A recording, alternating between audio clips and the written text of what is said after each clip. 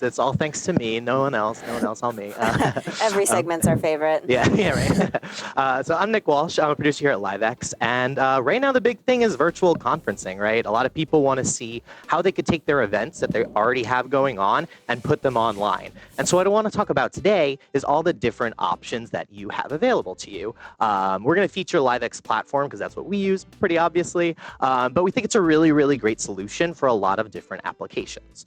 So you might be asking, why don't I just use Skype or Google Hangouts or Blue Jeans? And with that, it's a one-to-few kind of approach that we like to call it. And everyone's been on a conference line, right, where it's awkward, where everyone's accidentally interrupting each other, or someone's microphone's not working, or their camera's being funky, or you're in a big echoey conference room or something like that. That is not the best ideal performance for these conferences like South by Southwest or anything like that of that kind of scale.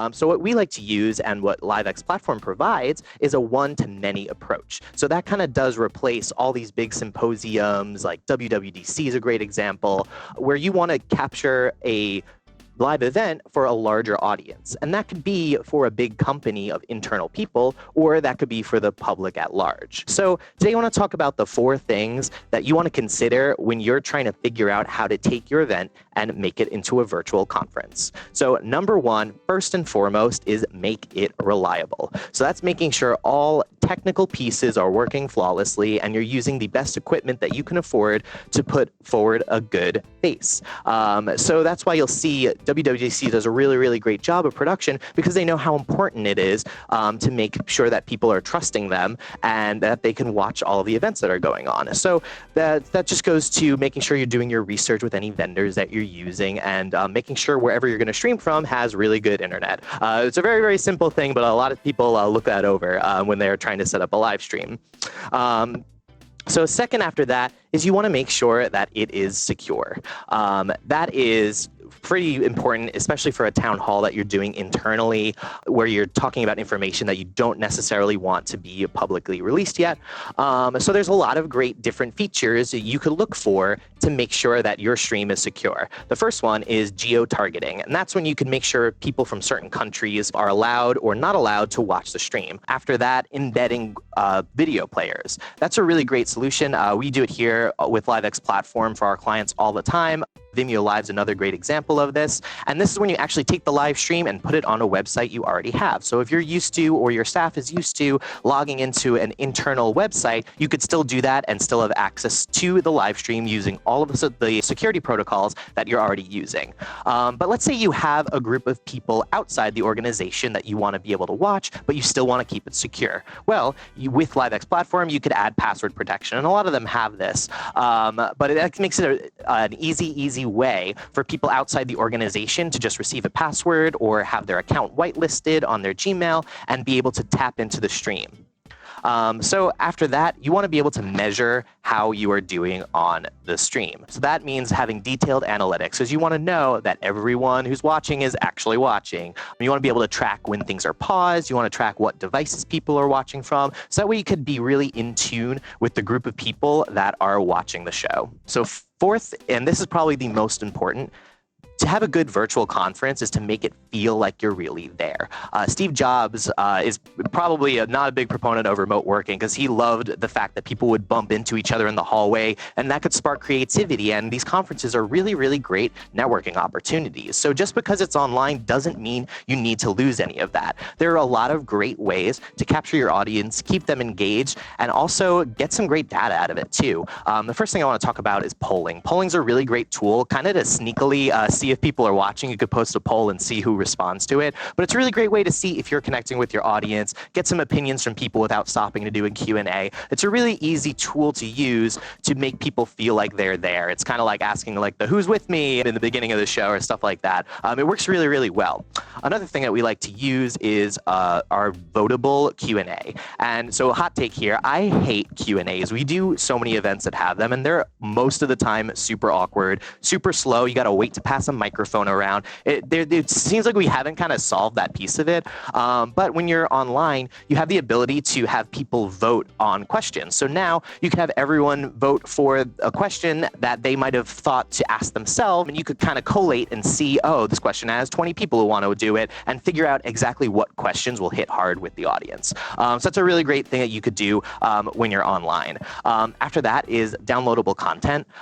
That's a way that you could put PDFs of presentations or the agenda or any videos that you want to share, so people could download it and watch it at home later. And that's what also is so great about live streaming, is that you most likely will have a VOD to watch immediately ready to go. So that way you could follow up with people, distribute things as you want to, and have it all accessible. Another great thing about conferences is getting leads, right? And getting contact information from people. So what we use at LiveX Platform, and a bunch of places do this, is have a lead capture gate. So now anyone who tries to watch the video will actually give their information before they're able to see it. So that's a great way to capture, especially if your stream is for a large public, to get all that data and all that contact information so you can make sure everyone can follow up with each other.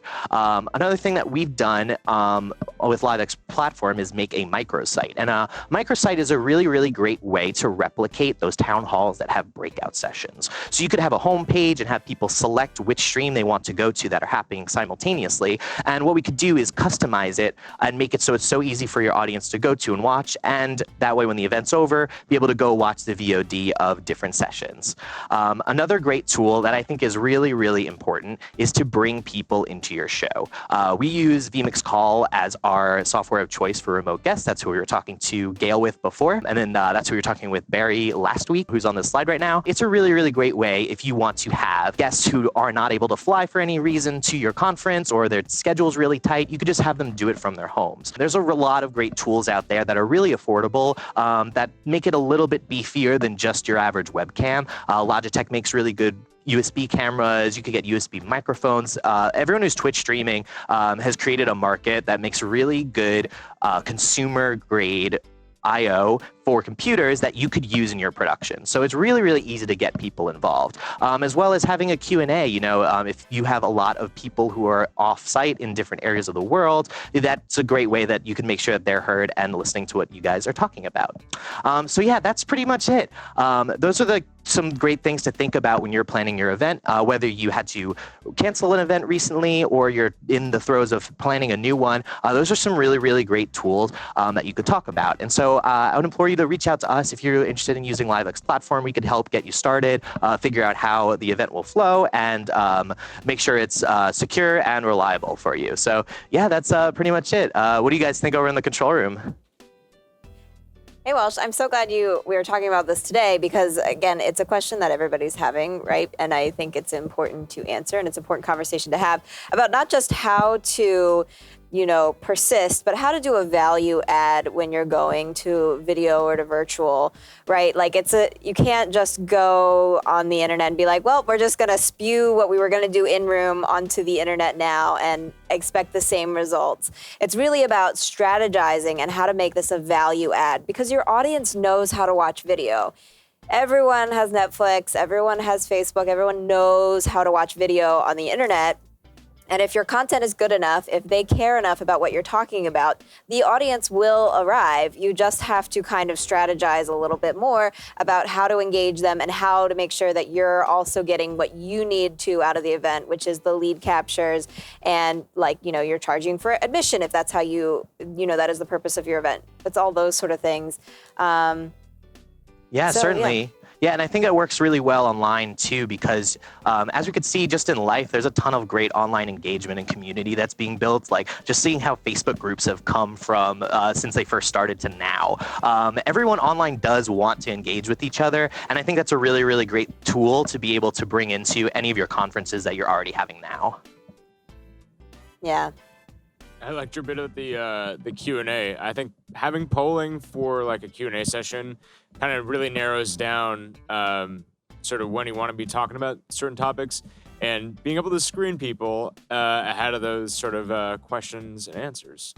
Yeah, exactly. Yeah, that's like a huge help, because a lot of the problems with Q&A is you never know what you're going to get when someone starts talking. And this way you can kind of moderate stuff before it happens and just like make those moments snappier, because no one wants to have to sit through everyone telling their life story. Let's be real. Yeah, and that's one of the benefits of going to a private platform as opposed to a social platform, because some social platforms don't allow you to moderate questions, right? It has to go up and then you can take it down, right? But with a private platform, you can moderate and you can say, don't show this, don't show this, don't show this response. If you're working with sensitive material or you have talent that is in a sensitive position, it's really helpful. It makes everything feel a lot more safe. Yeah, for sure. Yeah, and this is a really great overview because right now there's tons of people who only saw like Skype, one-to-one Skype, or something like WebEx, or broadcast quality, which was way beyond budget. So this highlights that there's something in the middle that brings tons of production value, social value, content creation value, and lead generation and marketing value all in one thing that is far less than anything like big broadcast production would be, and so much more rewarding than the typical web conference. Yeah, for sure, because especially programs like Skype are designed to prioritize speed over quality. So if it's something, like a commercial or an ad campaign that you want to highlight, you shouldn't be putting that on Skype because you're just reducing the quality of it. So yeah, being able to use kind of a one-to-many approach lets you actually stream at a higher quality, which is super great to reach your audience with. Yeah, if you're talking about taking your whole event, the whole experience that was in the room and putting it online, production quality isn't where you want to skimp, right? It becomes the experience. It becomes, what used to be catering, what used to be accent lighting, what used to be selecting the right hotel. It kind of replaces all of those things, becomes your production value. What's in the background? What's on the stage? What kind of feeling are you getting from the lighting and from your relationship, your camera angles with your talent? Yeah, exactly. I mean, even on the creative side, I think it opens the opportunity for companies and conferences to sort of look outside the box that is the Expo Center, and think about sort of how they could use the studio as a tool to engage with their audience and their company.